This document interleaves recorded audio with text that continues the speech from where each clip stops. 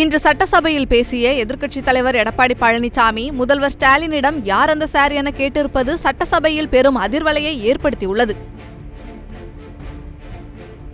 நடப்பாண்டின் முதல் சட்டசபை கூட்டத்தில் 5வது நாளான இன்று கலந்து கொண்ட எதிர்க்கட்சித் தலைவர் எடப்பாடி பழனிசாமி திமுகவினருக்கு அடுக்கடுக்கான கேள்விகளை முன்வைத்துள்ளார். சட்டசபையில் பேசிய எடப்பாடி பழனிசாமி யார் அந்த சார் என்றாலே ஏன் பதறுகிறீர்கள் எனவும் யாரை மறைக்க பார்க்கிறீங்க என முதல்வர் ஸ்டாலினிடம் கேள்வி எழுப்பியுள்ளார். மேலும் யார் அந்த சார் என்று அதிமுக கேட்டால் உடனே எதிர்க்கட்சிகள் மலிவான அரசியல் செய்வதாக முதல்வர் ஸ்டாலின் கூறுவதாகவும் குற்றம் சாட்டியுள்ளார்.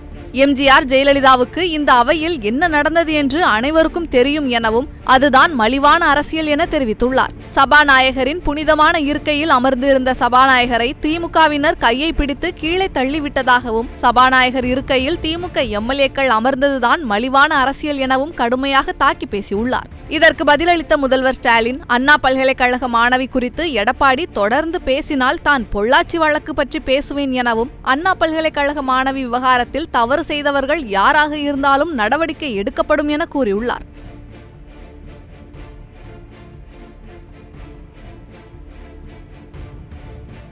செய்திகளை உள்ளது உள்ளபடி தெரிந்து கொள்ள ரெஃப்ளெக்ட் நியூஸை சப்ஸ்கிரைப் பண்ணுங்க.